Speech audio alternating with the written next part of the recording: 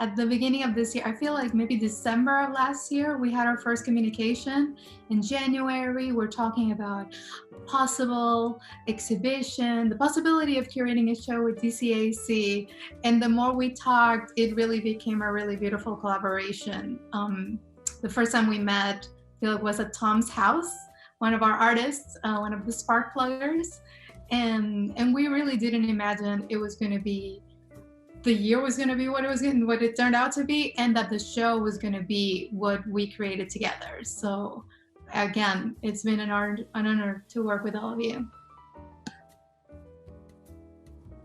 Now, I think I will start with Sarah Smith. Well, actually, I want to read B, what you said on the chat. You asked a question about, what is the one thing you, the artists, would say to one another, considering, applying for this experience. Why don't we start with Sarah Hall? I think one of the things to think about when applying for this is to be open and to learn about, I had the opportunity to meet a bunch of artists I only knew by their work, and being fairly new-ish to the art scene in DC, and really only through DCAC, it was a nice way to transition into learning more about the art community in DC, but also to be able to put names and faces to some artwork that I've seen over the years that I've come to admire, and to have a peer group, especially in 2020, of people to discuss artwork with as well. That's been super, super helpful and super important. So to be open, and I've learned so much about my work in talking with them by hearing what they've seen in my work, and seeing so many different ways of working has led me to also think further about the ways that I work and approach my own work as well. Thank you. Any other artists, any other Sparkpluggers, what are your notes? What would you consider, what would you tell someone who's considering applying to this program?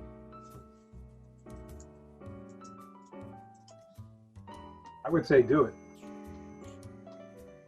Go ahead and take a shot.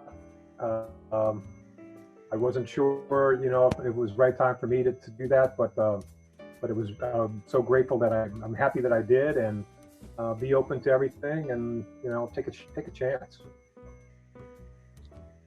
Thank you. Now, Tom, since I have you on the mic, yeah. I think you were one of my big shockers this year. I met you in January. We saw your work. I saw your work, your previous assemblages and sculptures. And to see the work that you did for this exhibition, it really blew my mind. You work with photography and themes of deconstructing and reconstructing, rebuilding on something to make sure it still works, to make sure that you can mend it. And it felt like a very vulnerable exercise for you, and a very vulnerable work for me to experience, and hopefully for everybody else who sees it in person. Would you tell us a little bit more about why that changed? What inspired you to make this work? Yes. Well, I had a lot of other ideas in mind. We had not a lot, but a few other ideas, and they were all pretty angry and about what the world is going through now, not just the pandemic, but all the hate and all the the discourse that we're all experiencing. I just didn't want to do it. I had other ideas, and I just thought, I can't give that my time anymore. So I had to just break away from that and do something that was nicer and more calming for myself. And it almost became like a performance piece, but then I realized like I was the only one that was seeing it, but it was okay. I felt just it was a cathartic experience to build this thing and to make it. And when I left it at the gallery, and I got home, and I really missed it. So it was something that I'm looking forward to seeing it again in person. Yes, we can see on the screen, everybody, you can see Tom's work for this exhibition. As you can tell just from the image, it looks like there's some cuts and maybe it was put together like a puzzle. And what Tom is referring to is that there's a photography and a construction that he did. Do you want to tell us a little bit more about the layering and the meaning of that? It's a number of photographs. I think it's 7 or 8 of the same photograph. And as I built it, I folded it and I, kind of destroyed it a little bit and then patched it up and repaired it. And you get that little sense of victory when you repair something. And so I kept doing that over and over, and wanted to keep the integrity of the photograph, but still just to show I wanted to have some depth to it. So it's like I say, it's like 7 or 8 photographs, and but I wanted to keep that one image as a repair and replace kind of thing. Yes, it's not too perfect. It is the same image. We can see the shape, we can see the figure of a woman, and it's blurry and it has layers, but it's not absolutely perfect, which I think it is imperfect in the way that I think most things are, but still there's something there that is very very close to me anyway. Yes, it really makes us think about the reality of our own relationships with ourselves and with others. It really makes me think of memory. Maybe the more layers you see, you're trying to remember how the picture looked in the first time. And then with that, I'm going to go with Maddie. Thank you, Tom. Maddie, in your work, you have a lot of recurring themes of memory in a way that you remember spaces, and that's what you build. That's what you reconstruct, a little bit similar like Tom. So do you want to tell us a little bit more about your practice and what is something that's integral to it? Yeah, so my background is in painting and printmaking, but the past couple years I've definitely sort of dipped my toes into sculpture a little bit more, and also using fabric and stitching is also very important to my practice. I always start with live sketches of these spaces that I remember, and like I mentioned in the video, for the work specifically that's in the show, I decided to kind of break out of my normal formula that I've been working in, and these have been kind of more experimental pieces for me. I think kind of like Tom, taking like a bit of a jump with these pieces, which was really fun for me to make, to be honest. So they're referencing architectural elements of these domestic interiors that I've previously occupied in some way, and also the everyday objects that occupy those spaces, especially the first slide and this slide. And then the canvas piece that's in the show, I remember talking to Fa about it. I had stretched this canvas and didn't know what to do with it, and decided to kind of work more intuitively, which I think you can see in these other 2 pieces as well, which was a little bit of a exercise in letting go, I think.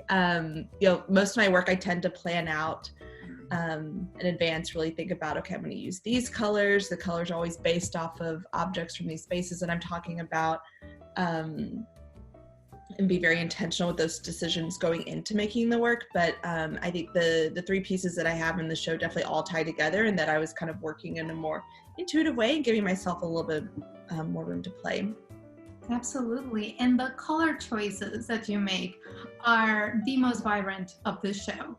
I would love to know this piece that's on the screen right now. It's called Hiding Behind the Radiators. Mm-hmm. And yes, I would really want you to talk about the color choice and the different pieces. I don't know if you can tell, all of you audiences, from the picture, but it's made of wood, and there's actually wood layerings on it, and plastic as well. Yeah. So I feel like with these pieces, like I said, I tend to pick my color palette by basing it off of objects from the spaces I'm talking about. So let's say the color of a lampshade, a color from a rug, something like that. But with these, I decided to kind of crank that up a little bit. So rather than taking it so literally, as I have in the past in previous work, taking it just kind of like as a little bit of a jumping off point. But then, you know, I was very intentional about wanting to use brighter colors, about wanting to use iridescent fabrics. So the component that's at the top is actually 2 different layers of iridescent fabric that are layered on top of each other. There's the pink plexi acrylic tube, the neon pink tube, and then the little component at the bottom has acrylic paint, but also has glitter on it as well. And so typically with my pieces, I tend to have some cutouts, and I really like having the play of the shadows from the piece interact, you know, with the gallery wall and kind of engage the space that they are living in. And I tend to use like very matte acrylic paint. It's kind of what I had previously been doing, but now, you know, using these iridescent and fluorescent colors and fabrics and materials, I'm having kind of fun playing with how light actually bounces off of the pieces as well. So not just thinking about the shadows and that kind of layering of the space, but also thinking about how they can maybe be a little reflective. And yeah. Thank you. I don't know if this is my interpretation or just an extra thought. Maybe, you know, becoming a mother this year, has that informed your artworks at all? You know, it's funny because I was talking with someone about this recently, and it's hard to tell what is because of the baby, what is because of the pandemic. So my husband and I had our first child at the beginning of March. So the world literally went crazy while we were in the hospital. So I think that one thing is that she has brought a lot of like joy to us, especially during such a weird time. And I think that's definitely translated into my work a little bit more. And I think kind of encouraged me to take some of those choices to kind of, you know, these are a lot of these materials are things I've played around with a little bit in the past, but have never really fully jumped into like really committing to using them in a more serious way. And so I think both, you know, having the baby, but also, you know, the pandemic and thinking, why not, you know, just kind of let me feel like I had that freedom to sort of jump in and really use these materials. And I think the other way that I work, I think, you know, especially at the beginning when I started going, my studio's in Northeast DC, it's in Ivy City.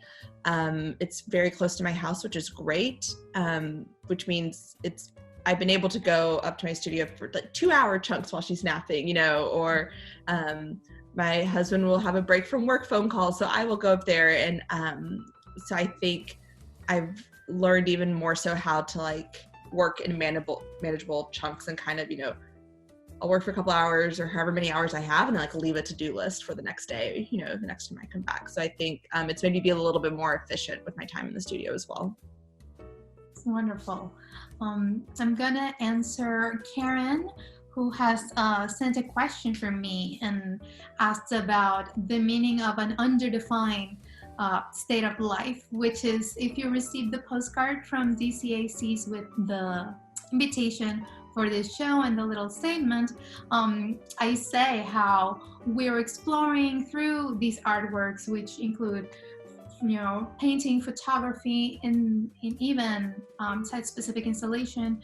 We really explore the ambiguity of our spaces and time and an underdefined state of life. By that, I meant I was trying to, you know, echo the concept of Zygmunt Bauman of liquid modernity, in which our present state of life is not really solid and completely perfect, completely defined. We know exactly what's going to happen.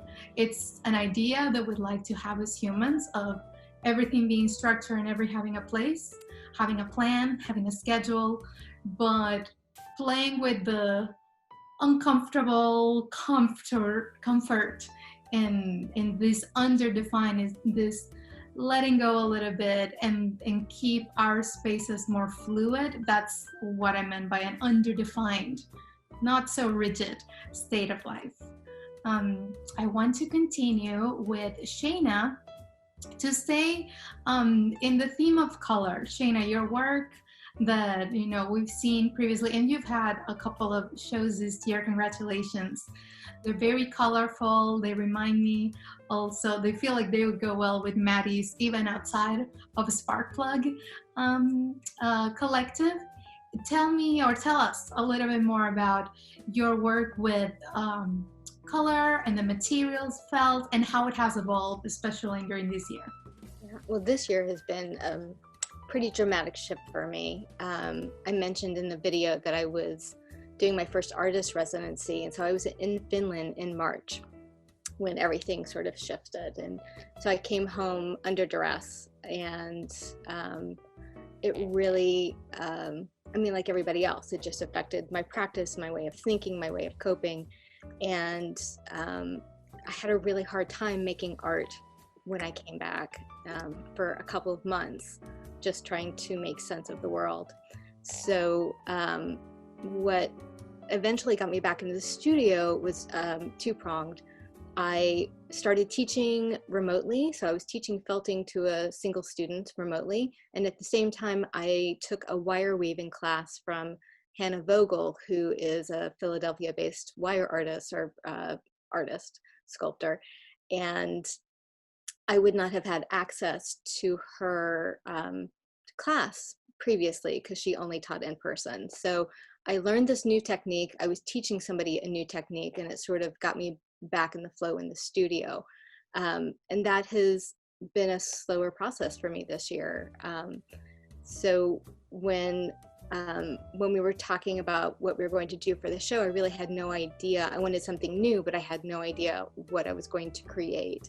And so I really leaned in to your direction and to your prompts, and sort of turned my own process upside down to make Gravitas, which like I said in the video, I don't have words for yet because it's so new to me in terms of both the process and the product. This is also one of the pieces that really surprised me in the best of ways. I feel like all of you guys really took it to a very, very different level with this exhibition, and I'm honored that I was part of that dialogue and this conversation. With Gravitas, for those of you who are only watching the photograph who hasn't seen it in person, it's made out of wool and resin, these little drops, and they're hanging by wire, also connected to a spiral sculpture that's attached to the wall. Those pieces are variable in sizes. They can be stretched longer and shorter, and they actually move. If you can see the shadows, I think that's a really wonderful photograph. With the shadows in the background, they move just as they react to the air around them and to people walking, maybe touching. Do you feel comfortable with people touching your artwork? Yeah, I'm fine with it. I mean, I got used to that when I was making soft sculpture. People just can't help but touch. And actually, when I was making it at home, they didn't have an air current. So when we installed it in the gallery, and it just happened to be right where the air conditioner blows, and they started to sway, like the piece came alive for me. And so it's made me think about what the next piece is and how I incorporate movement into future pieces, because it really generated even more thoughts about future work, how to make something a little more both interactive and just active. I feel like when you said the name of the piece, Gravitas, gravity, you really brought together all of the concepts that we were discussing all throughout the year about physics and sociology and philosophy, but the physics component of all of these works really gravitated towards that unifying concept. It's not just a fluid state of life and the matter, everything floating away, but you're really just grounded. All of us, I really am fascinated by your work. Speaking of physics and science, I'm gonna go, I know she's smiling, she knew it was her. I'm gonna talk with Sarah Hall right now.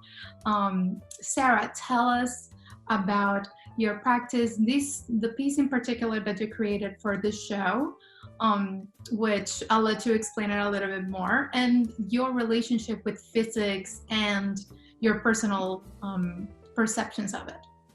So the piece that I created for this show, it surprised me a lot. When we had my initial conversation with Fa, I was talking about a smaller piece, something that again might be my normal 8x8, maybe something up to 13 by 21. But as things sort of happened, and I read Liquid Times, I read a few other books, and I started thinking about all these changes. And my partner is a physicist, and I had never taken a physics class in my entire life. That usually kept me from anything that I was doing in the sciences. And I never found a teacher that was right for me. But through conversations with him, he does work with transition metal dichicalcinides, which are monolayers, which are basically two-dimensional semiconductors. And the most common one is graphene. So everyone can take a pencil and just draw a line, and that's a line of graphene. And I was thinking, with this piece, I started thinking about layering and these materials that fundamentally function differently. I was trained as an architect, so there are lots of debates at my home about whether or not a material can actually be just 2 dimensions. And as trained as an architect, everything has 3 dimensions. So I started talking with him more about these materials, and when they're formed in the lab, sometimes they are formed and they're single layer, and then there are other layers that sort of build up, and they have to kind of carve them off. So through this process, I was thinking about that, and as I was working on the piece, I really started to think about thinness and absorption and how the layers interact with each other, and how really to freeze a moment in time in my process. And because I'm working with these pieces, there's such a meditative aspect to them. How do I take and show people what I'm seeing through my process? So there are lots of things coming into play with this piece. And the fact that it became 54 inches by 54 inches surprised me. I spent a lot of hours on our couch watching Downton Abbey and stitching, and allowing it to just develop in that way that it came into being. It's really a wonderful piece because you can see the layerings, especially in person. It's not just a painting, it's not just a canvas. You paint over it, you use gesso, you stitch on it. I love how even the single threads that are floating, they are quote unquote floating, but also they occupy a space within the grid, which again gives us this balance between order and control, and then just letting go, which I feel like it was a fantastic conceptual creation. So I really thank you for participating, for continuing in the conversation on this theme, and really contributing to this process. Thank you. Now, Steve, you're also another one of those artists who were really, from day one, you and I feel like we clicked on all these science and metaphysics and what is time and what is space conversations. So tell us a little bit more about your piece, which, by the way, was the site-specific installation at the gallery. Yeah, so I wasn't sure what to do initially with this exhibition, and I didn't want to just put up pieces that I created before or make new similar work. I wanted to do something different. So I had an idea in my head to do a site-specific installation, and I had a specific design in my head based on the many years that I've been to DCAC, and then I went to take measurements, and while I was there in the space, which often happens, I scrapped it and came up with something different completely. I spent a good while there taking measurements and just, being in the space. So the whole idea behind it is to create a work that, interrupts the space but doesn't completely block it or is not obtrusive in a way. So you can, as you can see in this photo, you can see through it. It does take up space physically. It occupies, a mass in the space, but it also has a certain ethereal quality to it. Similar to Shayna's piece, when one of the times I went there during installation, the air was on, and boy, it was like a sail in the wind. It was going everywhere, which was kind of cool. So I mean, I wanted the piece to play with the space, to be as if it was part of the space, to sort of redefine the space in a sense, and not to feel like it's imposing on the space. Those are the basics of it. I'm always playing with sort of blurring boundaries and edges, and so this is, there's multiple layers here because the fabric is intentionally unfixed on the bottom.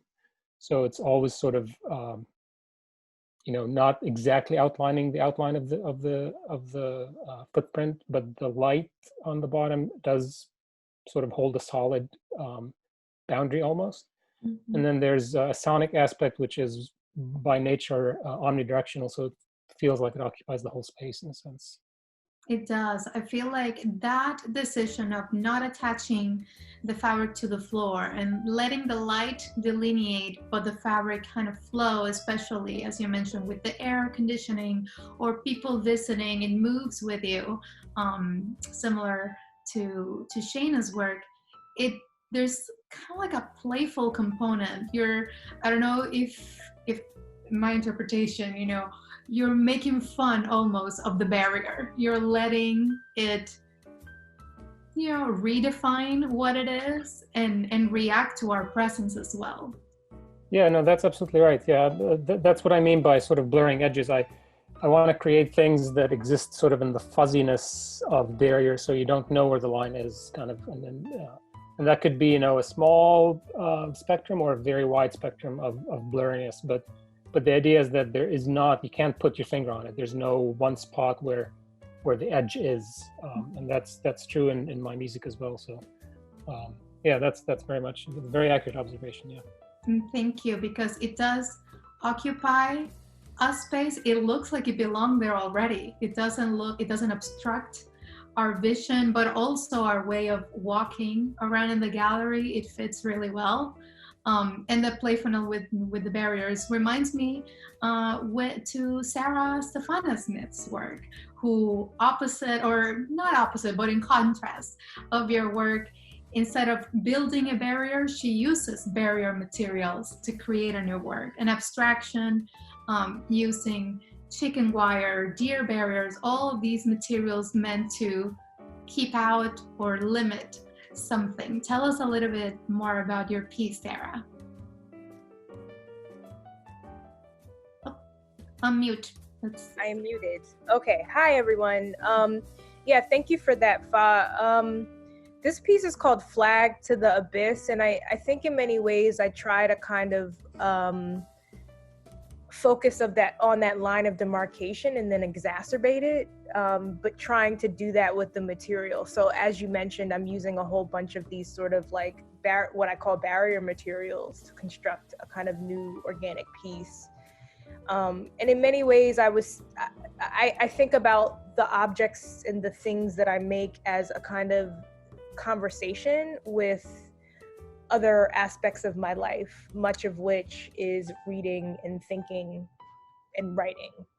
And so I'm actually referencing this Caribbean poet and scholar, Edouard Glissant, who talks about things like the right to opacity, and he's referencing kind of post-colonial Martinique as this sort of space and suggesting that withholding not being explicitly transparent becomes a useful sort of strategy for the post-colonial subject. And so I think the way that I was sort of responding to your provocation, Fa, to sort of think about states of being, whether it's through thinking about time or about, one of the easy metaphors for me is state changes between water, air, ice, was to sort of think about how I can transform a material so it kind of exceeds the thing that it's actually used for, and then play with that through sort of abstract forms of language. So both the way in which it kind of moves back and forth, like it engages with the space, you can see through the space, etc. And then there's this contradiction. How do you actually mark a territorial space of something called the abyss, something that is immeasurable and unknowable? And so it can kind of hold that tension, which in many ways I think becomes the possible, you know, the way the barrier or what have you kind of exceeds the thing that it actually is supposed to do. Thank you so much. I feel like that piece, it was also quite a challenge to figure out how it belonged in this space. And I remember in one of our earlier conversations, like, it should be hanging from the ceiling. I remember seeing in your studio, you weave these different plastic and different materials onto basically a giant loom that you install on your wall. And you also work with photography. So how has your practice informed this new technique that you're experimenting with?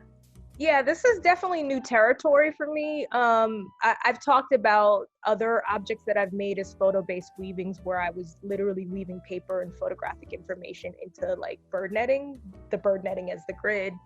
But here I really had to kind of like do a little research and do some learning and push the boundaries of my skill. And I would, as a little plug for the usefulness of Sparkplug, some of this was about me having conversations with people that knew how to do it. So Shayna was one of those sort of resources in terms of like, well, why don't you try doing this thing? She'd let me use her loom for like her spinning wheel for like months. So on the one hand, there's like this element of like using weaving techniques, learning how to crochet in certain kinds of ways, different kinds of rope making and knot making ways to kind of create mass. To kind of build out this particular piece and object. But again, it kind of goes back to how I sort of think of my practice and process as always a discussion or a conversation with a whole bunch of different kinds of people and things. And so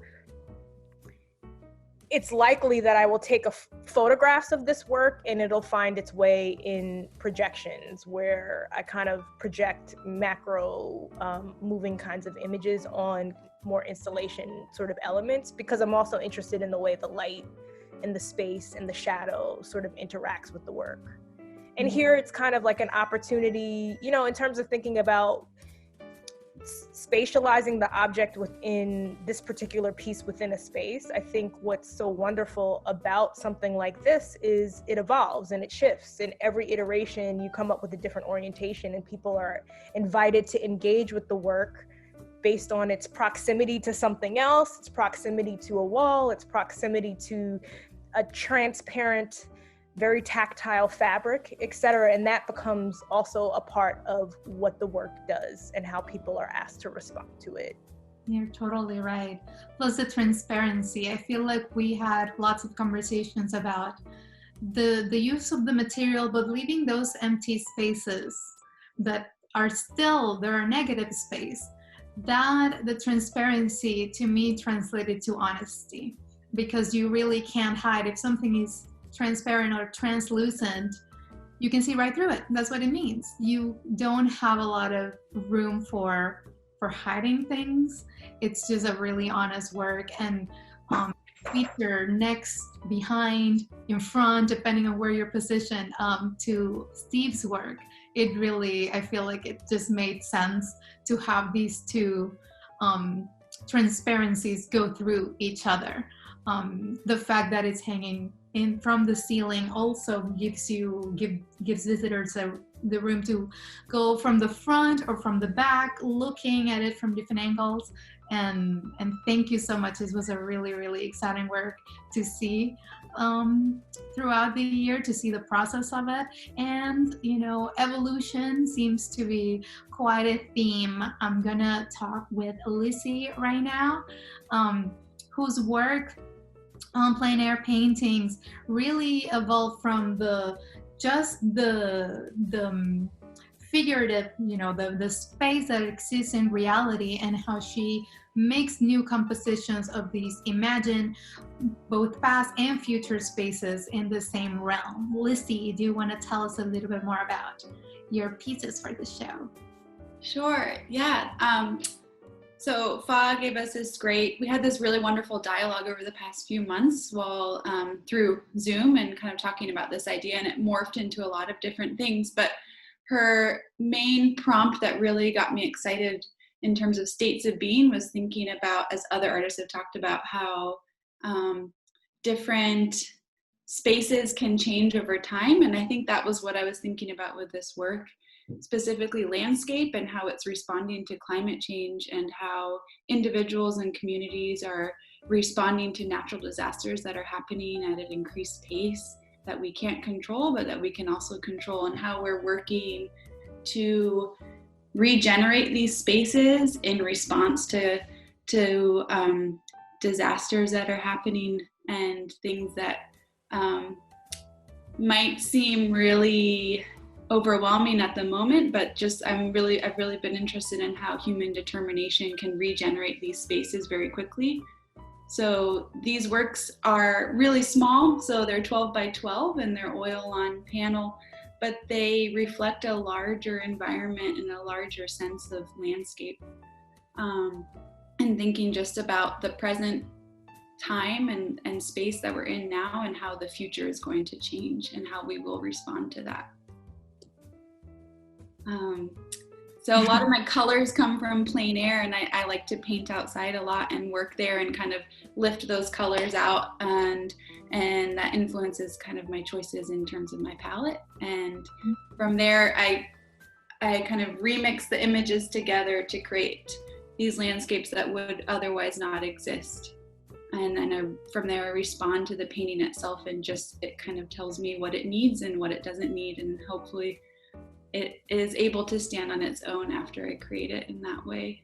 Yeah, I feel like to paint on plein air, for those of you who, you know, maybe are not, you know, art heads or French speakers, it means to paint in plein air, to paint outdoors. And so I feel like that definitely, I can see how it informs your color palette and your topics. But at the same time, it feels very poetic in a year where we're supposed to stay either inside or outdoors, very, very distanced. I think that you were one of those who had, you know, you came from South Africa to visit, and then you got stuck in the US. Yeah, so I think I responded to, you know, the pandemic. Someone's question in the chat was how we've responded to the pandemic specifically. And I think I've just been thinking about that recently. The pandemic is something that is a larger reflection of how our planet is going to change in the future. And for me, landscape and natural environments, I've seen them change throughout my time, just short time on this planet, but just thinking about how we can respond and show that resiliency as humans, and kind of work towards regenerating this planet in positive ways. Yes, and just as a note, I do want to clarify that even though this exhibition exists during the COVID pandemic, it doesn't exist because of it. The theme that we talked about, all the works that you created, we started working on this. I mean, you've been working with Sparkplug for 2 years, and I came on year 2 to kind of guide you and to have a dialogue with all of you, to like direct more or less a closing exhibition. But we've been discussing this since January, before we were consumed by the present reality. And so it means a lot that this show is not a reaction to the global pandemic, more so just a continuation of what was already happening. And now, the mic was dropped. The world has dropped their mic. And speaking, I'm going to invite Alexandra to share a little bit about her and her practice, because we're still, immersed in this theme of change, regeneration, climate change, and Alexandra's photos for this show, not only thematically, they include these themes, but even your process. It is a very regenerative process of making photographs and manipulating the film. Talk to us a little bit more about that, Alexandra. Sure. Well, I think I really like the idea of when you manipulate the film, so much, especially when you're working with film and you're working in a darkroom, is about control and precision, and manipulating the film and bringing some of the local resources, in the case of the photos on the wall, water from the Mississippi River, into that process, and leaving that room for experimentation and play to happen, to not really quite know what the result is going to be and how it's going to be distorted, and not have a chance to even see it until it's done. It's kind of, once you set it in motion, you don't know what it's going to look like until you've finished processing the film, and you have this risk of loss. What if it doesn't get processed properly? I mean, which you have all the time when you're working in the darkroom anyways. I've been processing film for over 25 years, and every time I go to roll some film to process it, I'm always like, oh, I hope I don't mess this up. And now it's like opening this collaboration of what mess it up could look like, because you have no clue whatsoever. There's no way to stop it once you start the process, if that makes sense. Yes, and it absolutely just merged into what we have discussed throughout the year. This necessity of having control is what makes us feel comfortable, or the idea that we have at all any control on our situations in life, at work, with our own bodies. It makes us feel like we're safe, and there's nothing wrong with it, but it's just a sensation. It's an idea, but physically we really cannot control the processes. So I feel like with your photography, the fact that you take the risk and are vulnerable enough and even confident enough of trusting the process, it's really beautiful.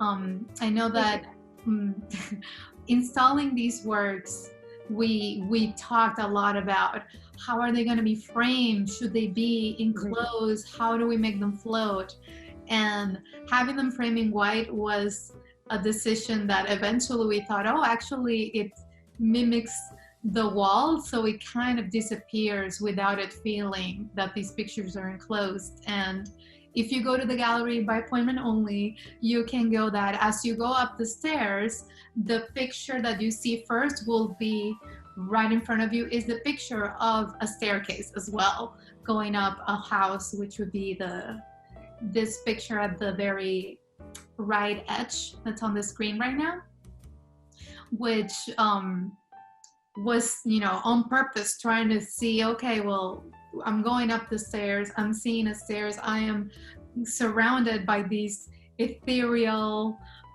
sheer fabric, and the stairs that I see in front are also kind of like foggy, and I feel like it does bring a certain continuation to the whole room. That was one of my most exciting works to install and to see, especially because, as I said, you really let go and let elements work on your pieces, and that's really brave. I commend you for that. I would like to invite Alana,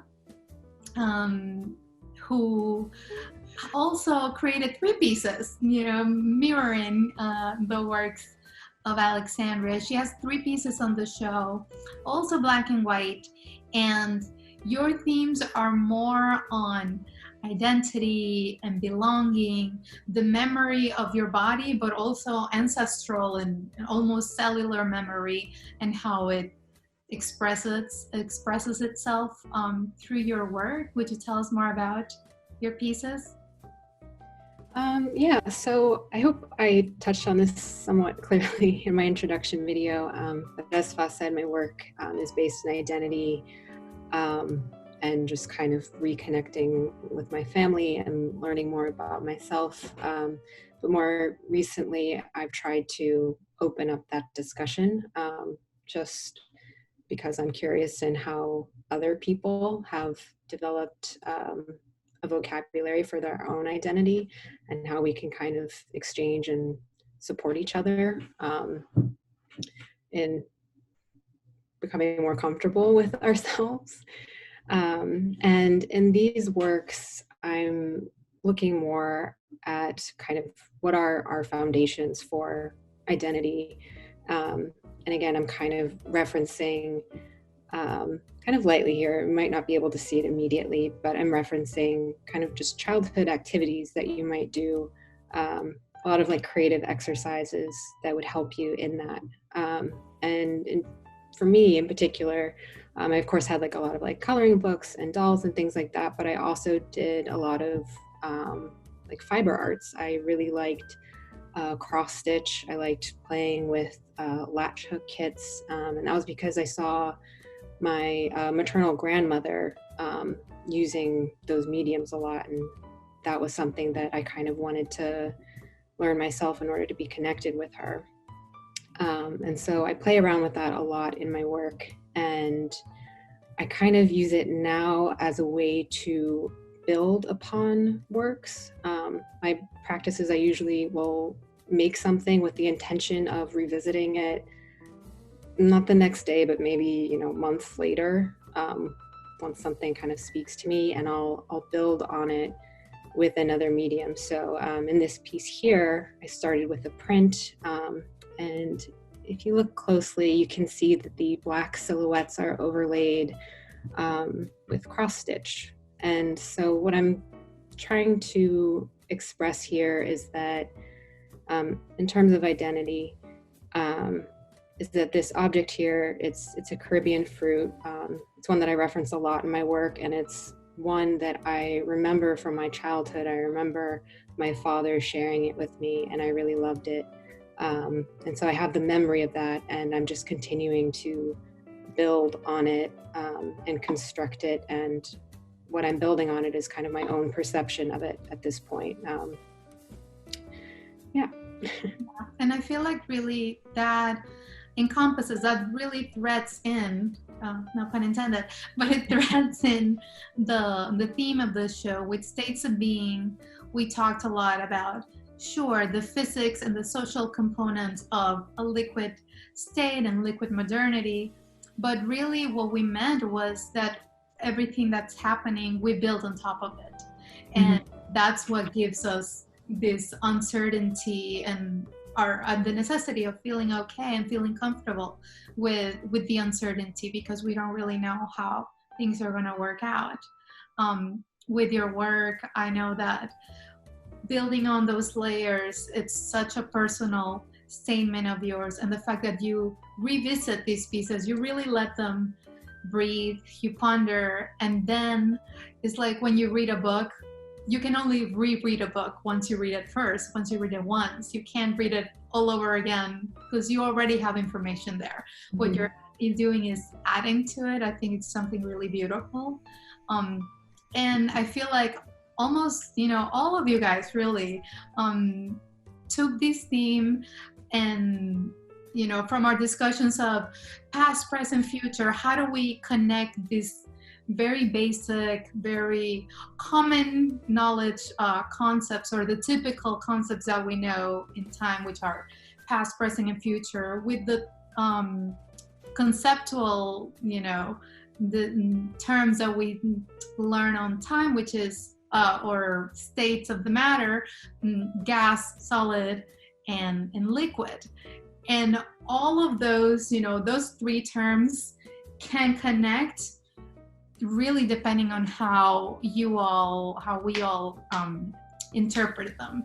I remember the first time I brought those terms up, I was set that the past was solid because it already happened, because it happened, it's set in stone. The present is the liquid, we're living it, we can't really control it, things will change. And then the future is gas. The future is untangible, it hasn't happened, it's all in the imaginary. However, the more I talk with all of you and the more we're building on your works, suddenly the past became gas because it was a memory and it was a little nebulous and you were trying to reconstruct and regenerate. Then the present was solid. The present was something that you could control. Or maybe the future was solid because you had a plan. So I think that was something really beautiful and really special to even I coming with an idea and a direction for this show.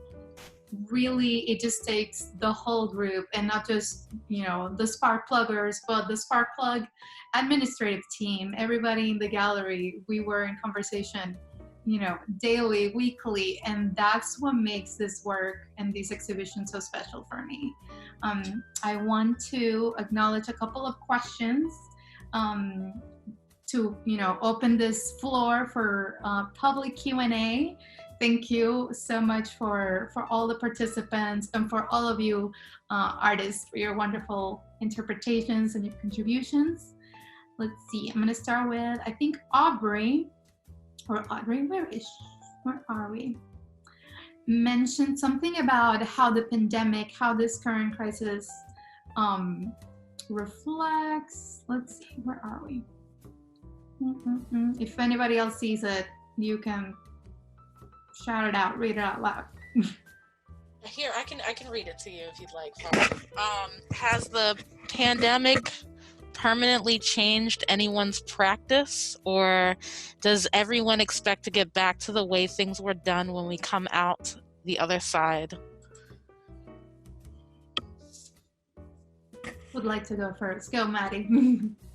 I think one thing that it has changed is not having studio visits in person. That's something I really miss and I think I really crave, is just having friends or curators or whoever just like physically in my space, because I think we're able, with being online, able to kind of curate more like what we're actually showing to the world, versus there's something very vulnerable about having someone else in your space and seeing maybe that little piece in the corner that you're trying to hide, or seeing your work area and understanding, maybe getting an insight into how your brain works. So I think obviously like thankful for Zoom and FaceTime, all these technologies that we can use to still connect, which has been wonderful. But I think that's something that has changed that I really miss, and that I really hope comes back as soon as it's safe to do so.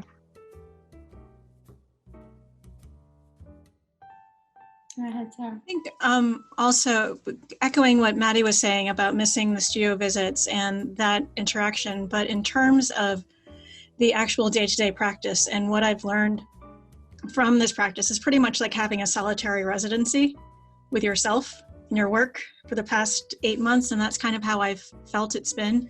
So I've gotten to know my work in ways that I don't think I would have had the opportunity to learn about my work had this not have happened, had there distractions of having to go here and there and travel. And it really gave me time to sit with my work in my practice. And I hope and challenge myself internally and say, how can I push this even further without having access to that I've had previously?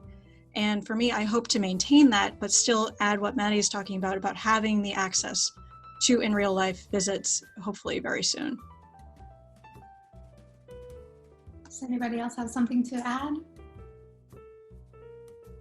If not, we can go to Karen's question. She says, congratulations all. This is a stunning culmination of your time together. Karen would like to know, what is the biggest fear that you all had at the start of this program 2 years ago, and how it was resolved over the 2 years? Go ahead, Shana. So at the beginning of the 2 years, my biggest fear was that 2 years was a long time. And now, now that we're at the end of it, I'm like, I need another year with these people. So, yeah, that was my biggest fear. It was just, it seemed like a commitment when in fact, like I really could do this longer. So it was sort of self dissipating.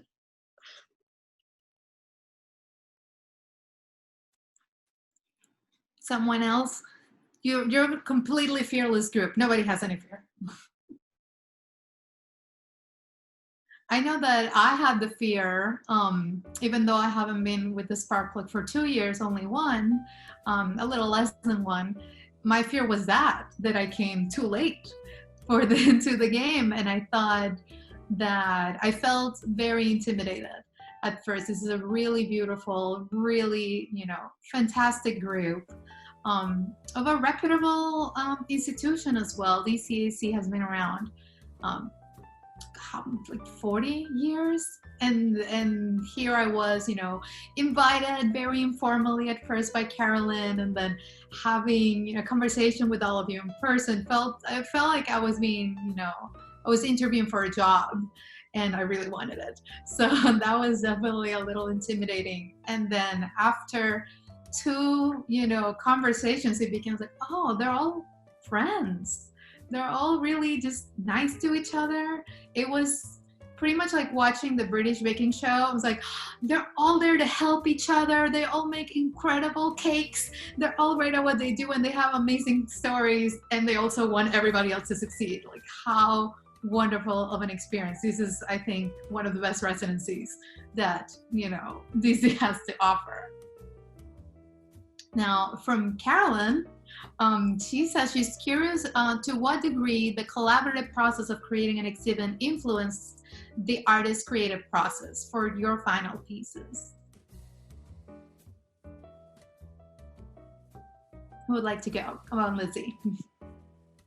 To answer that question, I don't know if it reflects others in the group, but just having the group to keep us going and having these regular meetings together, and having Fabi, this amazing curator, and Jerry helping us move along and be organized and chiming in and helping us just get the show together.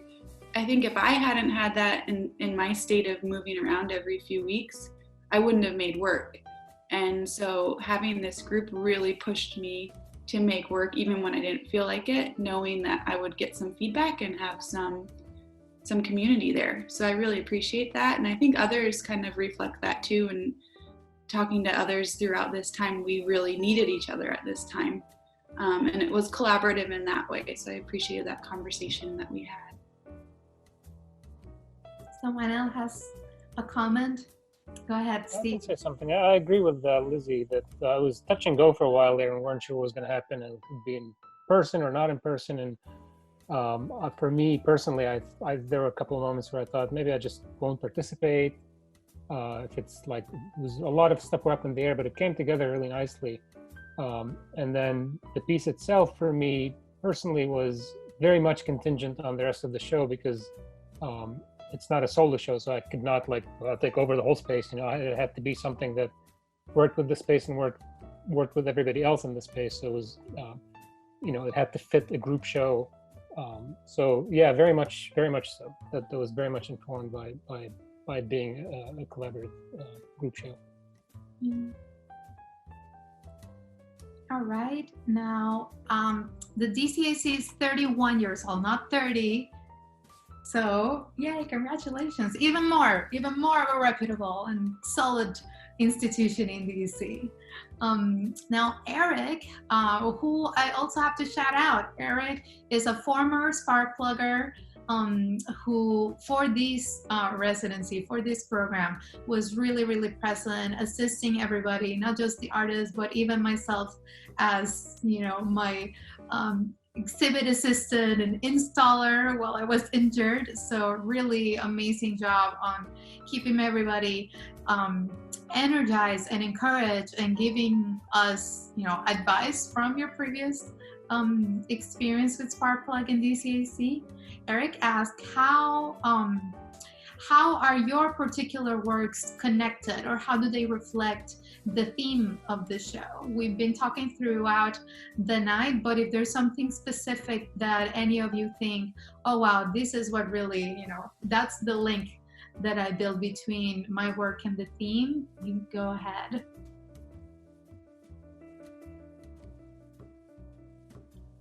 Not everybody at the same time though. I didn't do my homework for this.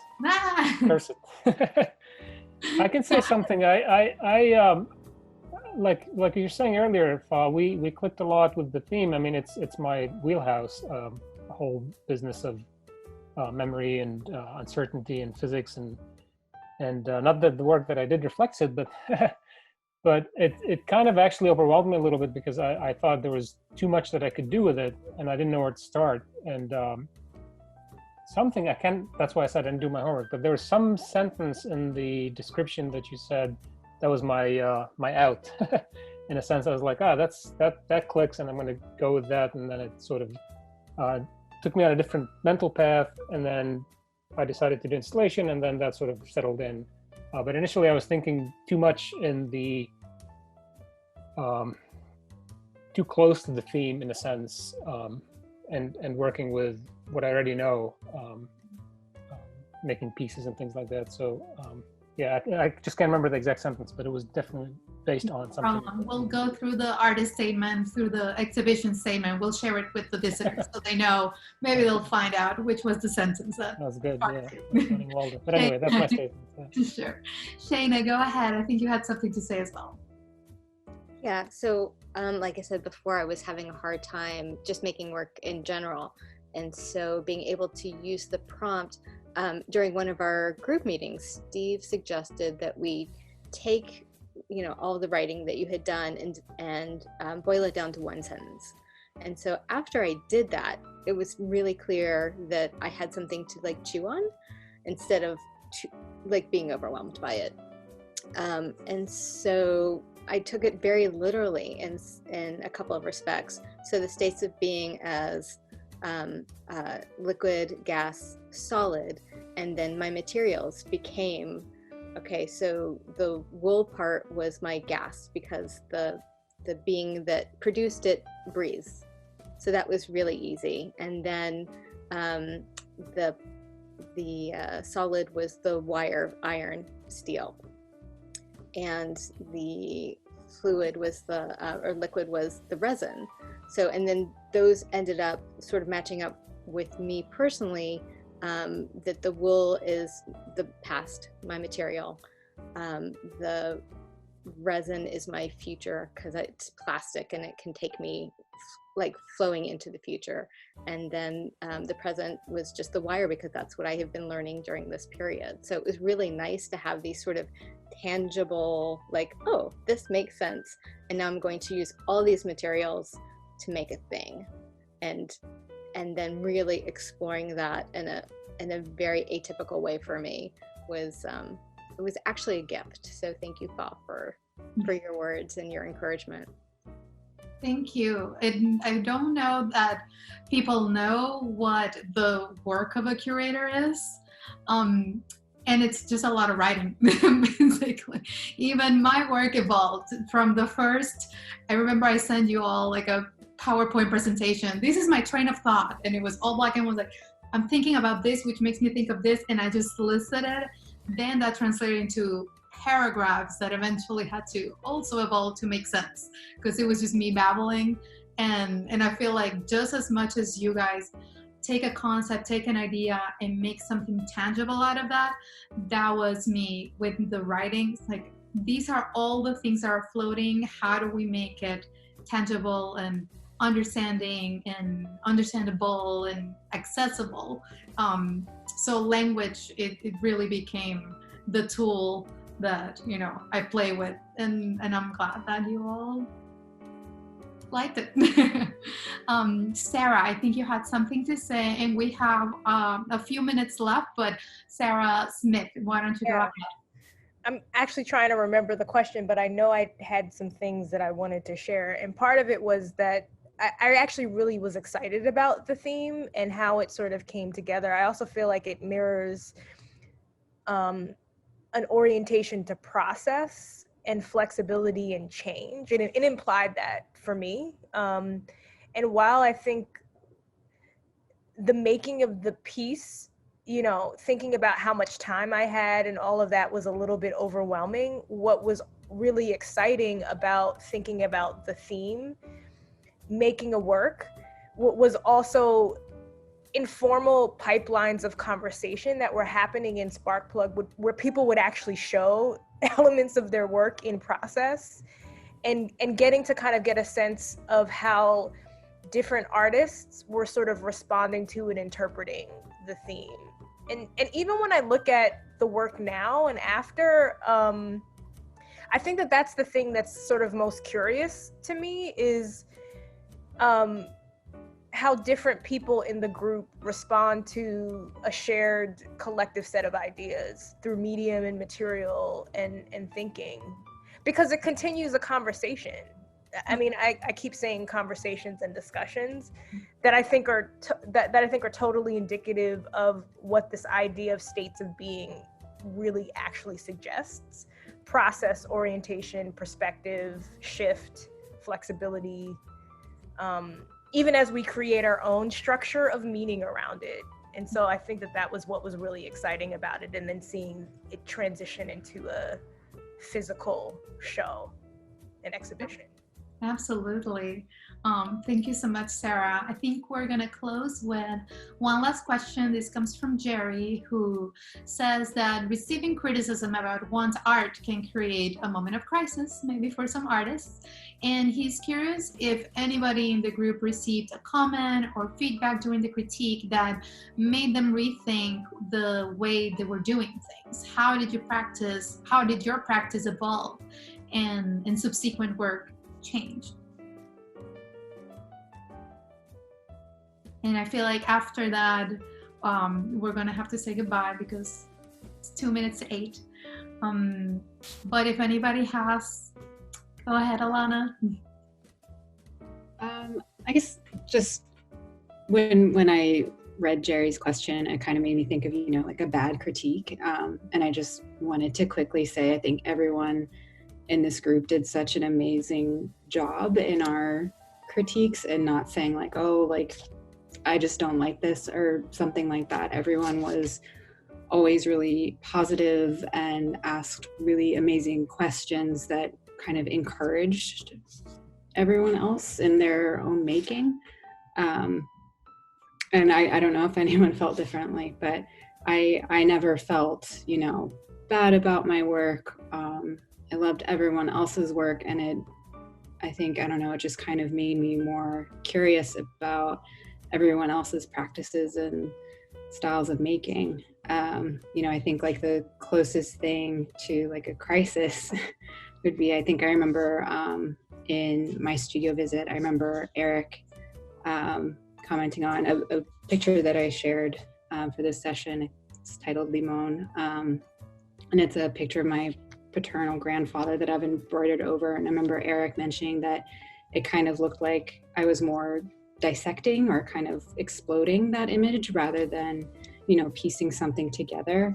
And it really made me like, it just made me question it. But, you know, all of my practice is about people perceiving things differently. So I didn't take it as a negative, but it did make me sit with that work a little bit more and think about it differently. Yeah, I think that's something that this group in particular really showed, is that you weren't really trying to like destroy or like dissect each other's work. The critique doesn't mean just I don't like it, but questioning it. What does it mean, and why did you do this? To make us also question our practice and have more depth into it. Steve, go ahead. Yeah, I think I would just echo Ilana's comments, and you know, it's all of our critiques, I think, can be characterized with one quality, which is a lot of people were very curious. So there, you know, a lot of people gave opinions, but it was always like, you know, tell me more about this, or why did you do it this way, or something like that, which generated, you know, positive conversations rather than, you know, get out of my face, I don't like it kind of thing, or something like that. And I think that is the fundamental reason why we clicked so well, and you know, nobody wants to kill anybody, at least as far as I know. because everybody was curious and everybody was genuinely interested in everybody's work and the person behind the work as well. And I think that made it much more positive than it might be otherwise. Yes, curiosity is key. Now, before we end, I wanted to give one last shout to all the artists, the team behind the gallery. One of the artists couldn't be with us tonight, Azadeh. We still, we love her, and she's been integral to this group and this practice. So I wanted to shout out to her. And a reminder that the videos that the artist made are in the DCAC's YouTube page, so you can go and check them out.